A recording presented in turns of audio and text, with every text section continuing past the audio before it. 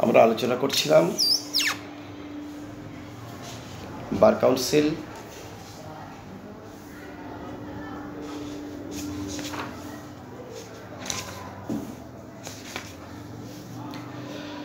Bangladesh bar council আদেশ ও বিধি মালা 1972 নিয়ে আলোচনা করছিলাম পেশাগত অসদাচরণ নিয়ে। আমরা দ্বিতীয় ভিডিওতে প্রবেশ করলাম। ধারাবাহিকভাবে যদি আপনারা ক্লাসগুলো ফলো করেন আশা করি উপকৃত হবেন।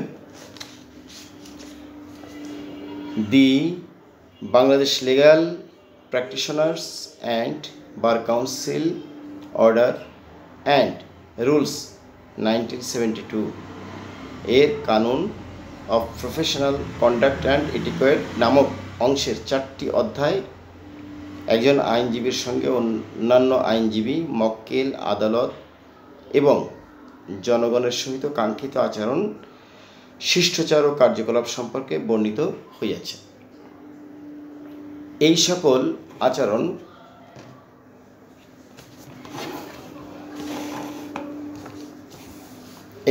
আচরণ বিধি একজন আইনজীবীর পেশাগত সদাচরণ, আর ইহার বিপরীত বা পরিপন্থী আচরণই পেশাগত অসদাচরণ।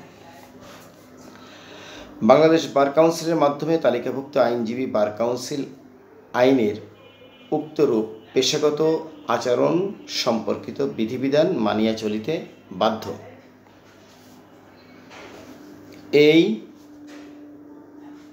এই সকল বিধিবিধানের পরিপন্থী কার্যকলাপ পেশাগত অসদাচরণ। তাহলে পেশাগত অসদাচরণের জন্য একজন আইনজীবীর শাস্তি কী হবে?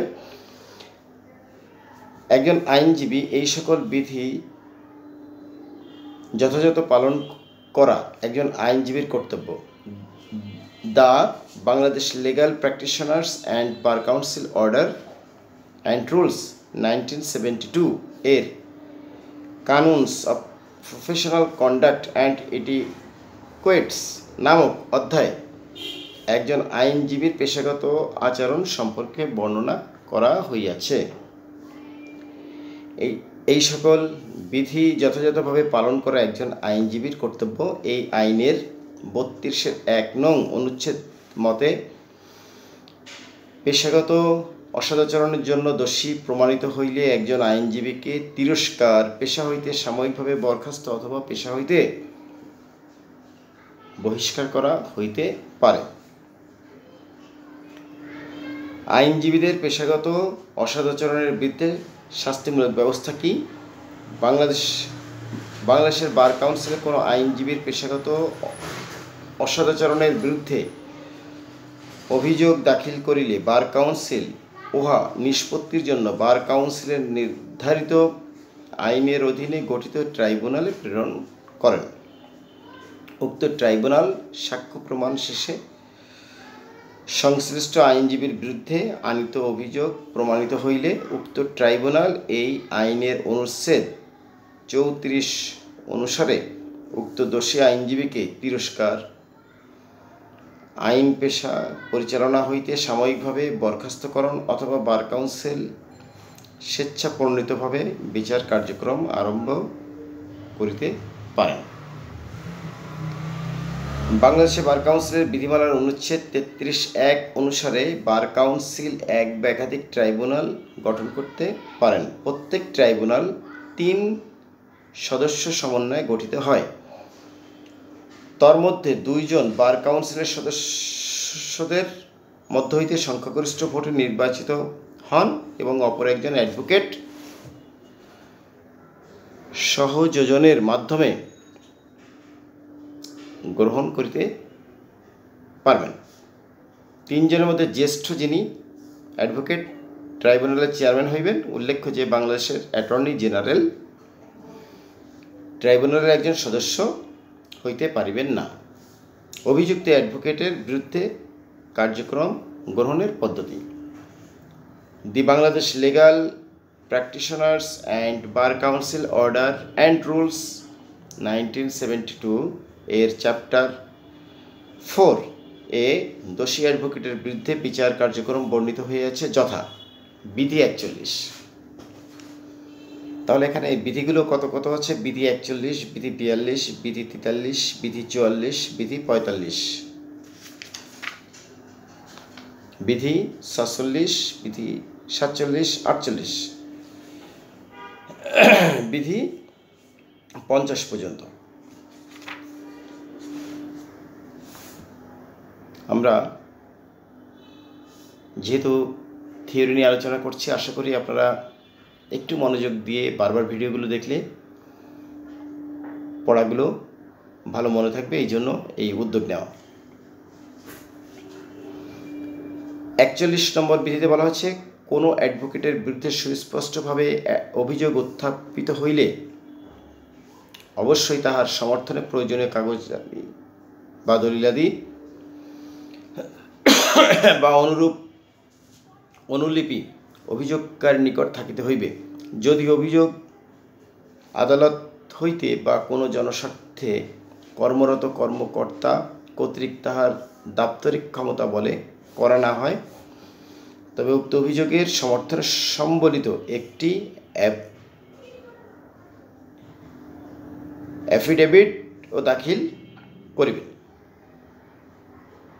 বিধি 42, বাংলাদেশ বার কাউন্সিলের কোনো অ্যাডভোকেটের বিরুদ্ধে অসদাচরণের অভিযোগ পাইয়া নির্ধারণ করিবেন যে অভিযোগটি খারিজ করিবেন না ট্রাইব্যুনালের নিকট পাঠাইবেন এবং সংশ্লিষ্ট অ্যাডভোকেটকে তাহার বিরুদ্ধে আনিত অভিযোগের জবাব দেওয়ার সুযোগ দিবেন এবং প্রয়োজন মনে করলে তদন্ত করিবেন।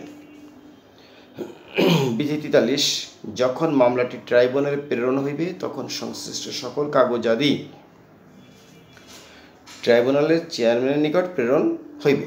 বিধি 44, ট্রাইব্যুনালে অ্যাডভোকেটের বিরুদ্ধে কার্যক্রম গ্রহণ অ্যাটর্নি জেনারেল অথবা তাহার পক্ষে উপস্থিত একজন অ্যাডভোকেট দ্বারা পরিচালিত হইবে। অভিযোগকারীর ব্যক্তিগত অথবা কৌশলীর মাধ্যমে উপস্থিত থাকিতে পারিবেন। অ্যাডভোকেটের বিরুদ্ধে কার্যক্রম গ্রহণে ট্রাইব্যুনালের অনুরূপ নির্দেশ না থাকিলে পূর্বেই অ্যাটর্নি জেনারেল কার্যক্রম গ্রহণ করতে পারিবেন।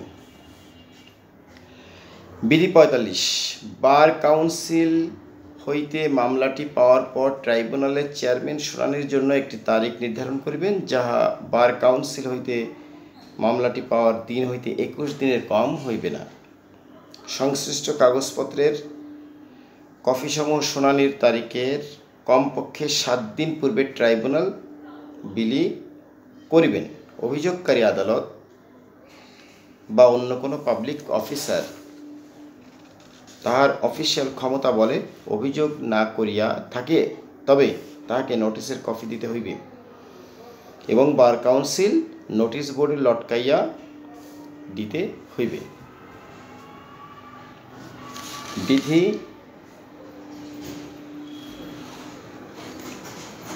46, অভিযুক্ত অ্যাডভোকেট তাহার বিরুদ্ধে আনিত অভিযোগের জবাব দিতে পারবেন। ইতিমধ্যে বার কাউন্সিলের নিকট দিয়া থাকেন বা না দিয়ে থাকেন, তিনি সেক্রেটারির নিকট শুনানির কমপক্ষে 7 দিন পূর্বে 2 কপি লিখিত জবাব দাখিল করিবেন এবং সেক্রেটারি শুনানির কমপক্ষে 2 দিন পূর্বে তাহা অভিযোগকারী এবং অ্যাটর্নি জেনারেলকে সরবরাহ করিবেন।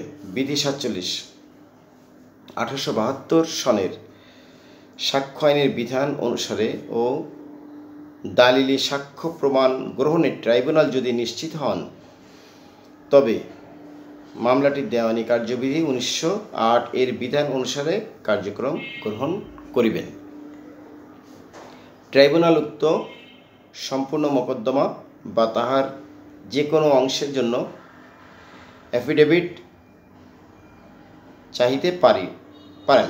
দলিলাদি অ্যাফিডেভিট দ্বারা পরীক্ষা করিয়া ক্ষতিগ্রস্ত পক্ষকে অ্যাফিডেভিট অনুযায়ী জেরা করিতে পারেন। বিধি 48, সংশ্লিষ্ট অ্যাডভোকেট তাহার পক্ষে সাক্ষ্য হিসেবে উপস্থিত হইতে পারবেন এবং সাক্ষী হিসেবে জেরায় উপস্থিত হইতে পারেন, তবে তিনি এরূপ সাক্ষ্য হিসেবে উপস্থিত হইতে বাধ্য নন। বার কাউন্সিল স্বপ্রণোদিতভাবে বিচার কার্যক্রম আরম্ভ করতে পারেন শাস্তি বিধানের বিরুদ্ধে প্রতিকারের বিধান। বাংলাদেশ বার কাউন্সিল আদেশ 1972 এর 34 অনুচ্ছেদ মোতাবেক কোনো অ্যাডভোকেটের বিরুদ্ধে আদেশ দিলে এবং উক্ত আদেশে সংক্ষিপ্ত হইলে অনুরূপ আদেশ প্রাপ্তির 7 দিন হইতে 90 দিনের মধ্যে উক্ত সংক্ষিপ্ত অ্যাডভোকেট বার কাউন্সিল বিধিমালার 36 নং অনুচ্ছেদের অধীনে সুপ্রিম কোর্টের হাইকোর্ট বিভাগে আপিল দায়ের করিতে পারিবেন। প্রতিটি উক্তরূপ আপিল হাইকোর্ট বিভাগের ডিভিশন বেঞ্চে শুনানি হইবে এবং উক্ত হাইকোর্ট বিভাগের আদেশই চূড়ান্ত। তাহলে আমরা এই ক্লাসটা এখানে শেষ করছি। আশা করি আপনারা যারা বিশেষ করে থিওরিতে মনোযোগ দিচ্ছেন তাদের জন্য ক্লাসটা কাজে লাগবে। ভালো থাকবেন।